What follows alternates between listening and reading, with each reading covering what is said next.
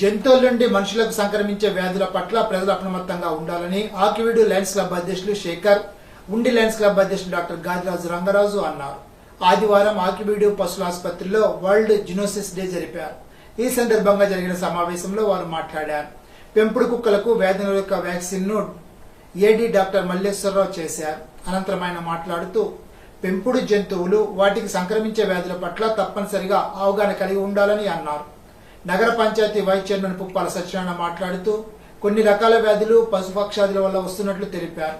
కార్మికుల క్లబ్ కార్యదర్శి అనిల్ కుమార్, ఉండి కార్యదర్శి పెరిమిచ్చ రంగప్రసాదరాజు, ట్రెజరర్ పెరిమిచ్చ వెంకట జగన్నాథరాజు, ఎం జ్యోతిరెడ్డి, సత్యనారాయణ, అహ్మద్, లియో క్లబ్ సభ్యులు తదితరులు పాల్గొన్నారు.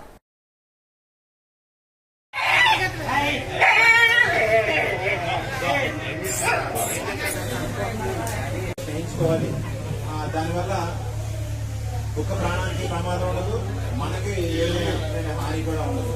అలాగే కొన్ని చర్మ వ్యాధులు కూడా పుస్తకం ఉంటాయి, అవి కూడా చిన్నపిల్లలు రావడానికి అవకాశం ఉంటుంది. కాబట్టి ఏదన్నా చర్మంలో తేడా వచ్చినప్పుడు కానీ, లేదా దొరకలు కానీ, లేదా కొట్టులు కానీ ఉన్నప్పుడు మనం ఒక్కసారి చర్మం పరీక్ష చేసుకున్నట్టయితే అది ఏ కారణాలు వచ్చిందని తెలుసుకున్నట్టయితే దాని వైద్యం చేసేసి తగ్గించడానికి అవకాశం ఉంటుంది.